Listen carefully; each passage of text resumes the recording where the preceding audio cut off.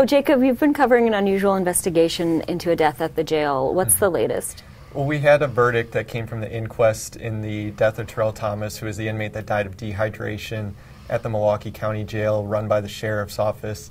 After 6 days of testimony, the jury in the inquest came back and said that there is probable cause to file charges against 7 people. That was a major, a lieutenant, and 5 corrections officers.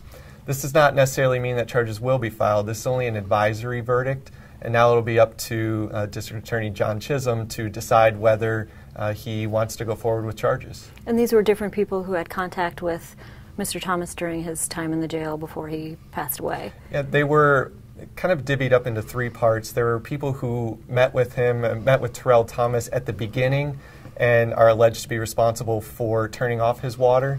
There are people at the tail end of his life in the last few hours who are believed to have not sought him help when he looked to be in distress.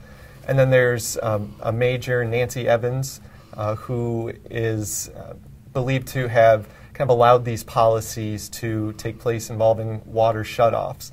And that will be kind of the toughest charge, I think, to decide whether he wants to go forward with, whether the district attorney wants to go forward with that charge. But it is the highest ranking person that is among the 7. And not Sheriff Clarke. Well, she would be the closest one to Sheriff Clarke. Sheriff Clarke put her in that position, and Sheriff Clarke invented the title of major just for her. And she's had problems in the past, and Sheriff Clarke has stood up for her and supported her throughout all of that. And he did not appear at the inquest, but is he facing criticism over what he's said and what he hasn't said about that? He was not called to testify.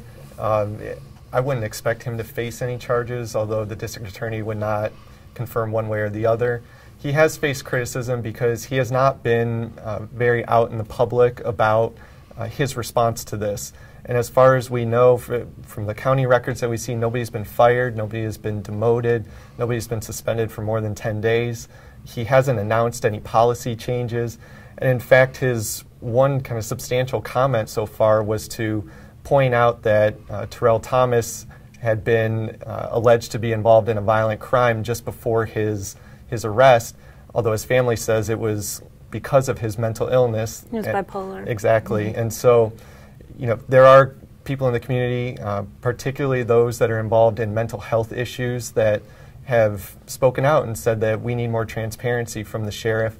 The sheriff has only issued a very brief statement that essentially said that he would not comment during those proceedings. He issued a little bit more terse statement to us in which he asked if we were stupid for asking, but that's our job to ask, and there are those who want him to provide more answers. Some say there are no stupid questions, but you have to wonder if he's trying to run out the clock, essentially. Well, you reported that he might get a job with the Trump administration. We've been saying this for several months now, that there's a position that he's known about with the Trump administration to be basically a liaison to the law enforcement community. It's a job in Homeland Security, and it wouldn't require background. It wouldn't require a background check. It wouldn't require Senate confirmation. And since he's known this, he's been he's been actually schizophrenic on issues related to Trump. He talks a great deal. He tweets all the time. Right. Local issues like media stuff on the news, he communicates sporadically. But on the jail, almost nothing. I mean, what you said, he had the conversation with the medical examiner about another death at the jail, in which he attacked him privately. But he says almost nothing about what has gone on with the jail, or he's not stepped forward to defend Nancy Evans, which you would sort of expect him to do, since he appointed her to that position overseeing the jail. And in addition to all that, in his memoir, which just came out a couple months ago, he says the buck stops with him at the jail. Plays up a great deal how he oversees the jail and what he does there. That being said, there is an ongoing criminal investigation, and there are those who would say that it's best not to comment on those types of things.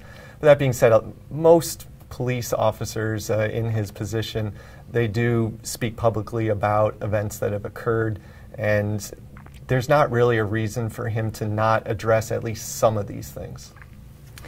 And it's Sheriff Clarke. He does what he wants to do and says what he wants to say. He's usually outspoken.